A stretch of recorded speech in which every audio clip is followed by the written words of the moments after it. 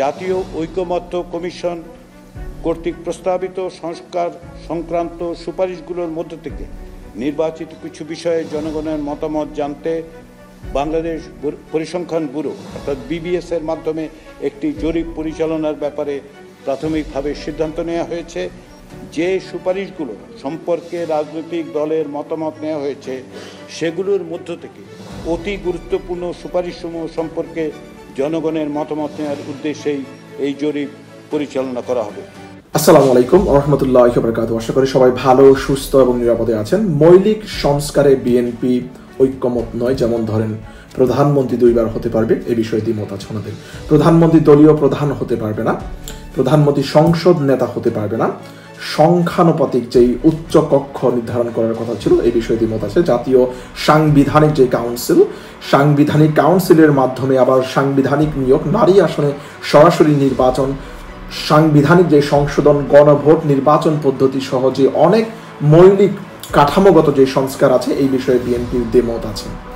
প্রাপ্ত ভোটের অনুপাতে সংসদের প্রস্তাবিত উচ্চ কক্ষের আসন বন্টন, প্রধানমন্ত্রীর ক্ষমতা কমাতে জাতীয় সাংবিধানিক যে কাউন্সিল গঠন বা যে এনসিসির প্রস্তাব করা হয়েছে, প্রধানমন্ত্রীর পদের মেয়াদ দুইবার করা সহ মৌলিক সংস্কারে রাজনৈতিক দলগুলো এখনো একমত হতে পারে না। বিশেষ করে যে বড় দল যদি বলি বিএনপি, ওনারা দ্বিমত পোষণ করেছে। কিভাবে সংস্কারের সুপারিশ বাস্তবায়ন করা হবে তা নিয়েও তাদের মধ্যে ভিন্ন মত রয়েছে এবং বিএনপির দ্বিমত আছে।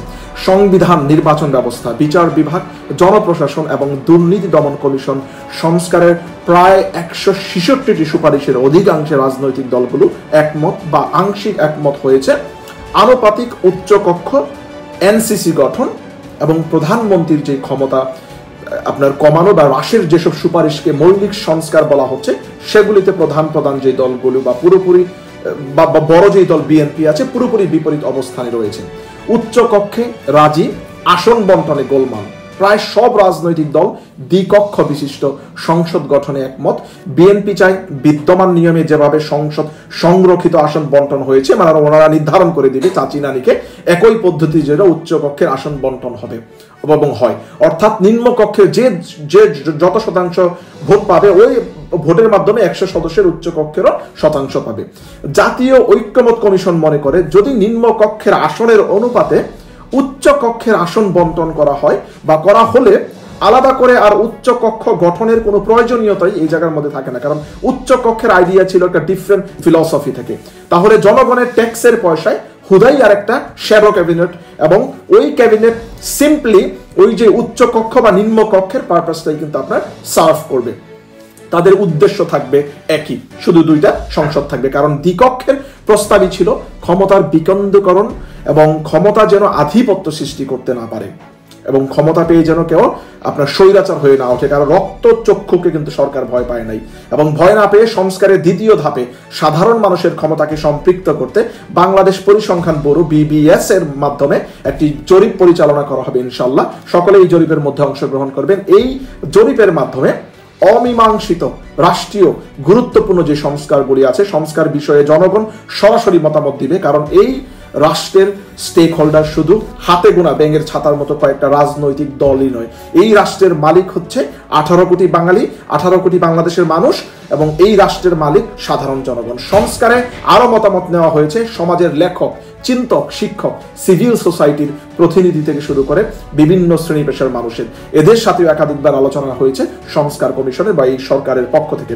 ক্ষমতাকে যেন লাগাম টেনে ধরা যায় এবং রাষ্ট্রীয় মেকানিজম ব্যবহার করে যেন কেউ একক আধিপত্য গড়ে তুলতে না পারে, এর জন্যই কিন্তু মূলত এই সংস্কার প্রস্তাব বা এই প্রপোজালগুলি দেওয়া হয়েছে সংস্কার কমিশন থেকে, যার মধ্যে বিভিন্ন ক্ষেত্রে দ্বিমত।